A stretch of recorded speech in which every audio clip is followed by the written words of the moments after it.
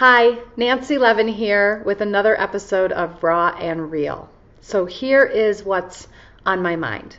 This concept of closure that it seems many people are seeking or longing for, that many people seem to think is a real thing. And I'm just going to go on record saying I do not think closure is a thing.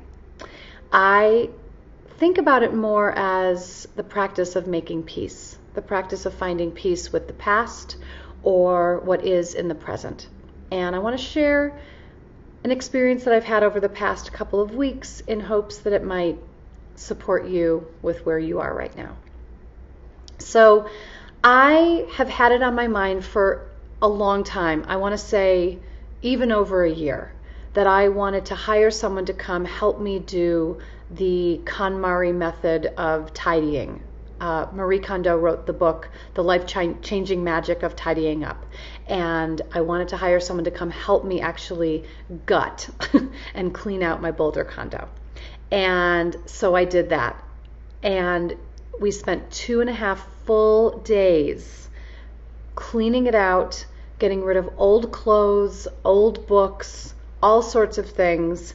And my goal was to make my condo in Boulder ready for Airbnb-ing. So there is a really specific method that you follow in this kind of tidying. And so on day one, we did all clothing and all books. And it was epic. It was epic. And it was also so incredibly liberating.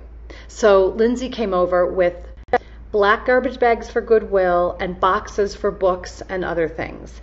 And we dove right in and we went to work. On day 2, I couldn't possibly have been ready for what was waiting. So day 2 is about the miscellany, or as Marie Kondo calls it, kimono. And in there were old boxes and bins of things that I haven't thought of or seen in years and years and years that predate my divorce even. So things from my marriage were still in there. And there was one particular box of photos that really just the ground was gone beneath me, is what I want to say. I was ungrounded. I was immediately found myself just crying and mourning. You know, it was a deep mourning. It was a deep grieving for who I was, for what would not be. And it was a deeper layer of grieving than I've experienced. And I was able to look at these pictures, beautiful pictures of me and my husband at the time, our dogs, trips, all sorts of memories. And I was able to look, and as much as I was feeling the grief and pain, I was also able to feel the joy and the love. And I can tell you that in the several years now since we've been apart and I've been divorced, I have not really connected to the joy and the love. Part of it was self-preservation. Part of it was what it took to get through the divorce that was so harrowing, what it took to get through my experience of what I agreed to give and give away. There was a lot of anger that I had to move through, a lot of pain, a lot of resentment. And on the other side of that, I still wasn't connecting to the love and the joy. And this experience of being with these photographs and seeing us allowed me to actually reconnect to the love and the joy, which I think is such a significant part of the healing process. I often talk about we can't decide to just turn off the faucet, so to speak, of our pain, of our bad feelings.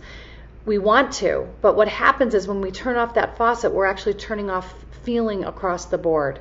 So we turn off that connection to joy and love.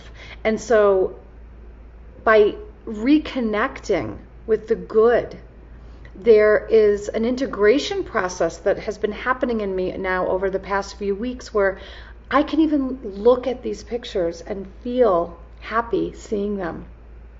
I can connect with the part of me with deeper compassion, the part of me who, blew up her marriage, whose actions were really impactful to other people at the time. I was able to really connect with, I did this. He felt this. And I was actually able to be with the part of me that had compassion for what he was experiencing. And this isn't in any way alleviating him of his own responsibilities and of the full context of what occurred in the dissolution of our marriage. There's always it always takes two to tango, so there's always two parties, there's always two parts. But it allowed me to actually take a deeper layer of responsibility, which I think there always is. I think there are always going to be nooks and crannies that we can shine some light in and take more responsibility, which actually is more empowering. I did what I did out of self-preservation in terms of keeping the good away or holding on to the pain or the anger or the resentment. But there is now in me this real experience of peace that is a deeper layer of peace based on a deeper layer of allowing myself to mourn and grieve what happened. So I share this with you because I think, we all can use ways to increase our joy. And it's one of the tenets of this life-changing magic of tidying up. Does this spark joy? And the truth of the matter is, these pictures I saw, these memories still do spark joy, and I still want them around. Even though I'm not the person I was then, I'm not in the marriage I was then, the dogs are dead, it still is something that I want to be able to have as part of my life instead of feeling like I have to cut it off and leave it compartmentalized and not pay attention to it. I want to pay attention to all of it, all the fullness. And it's interesting. So as I bring about this idea of closure, I would think, now I've written about my marriage and divorce in 4 books.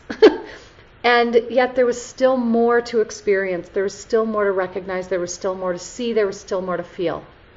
So let yourself feel. You can't heal what you can't feel. And as you're feeling, let yourself feel the joy.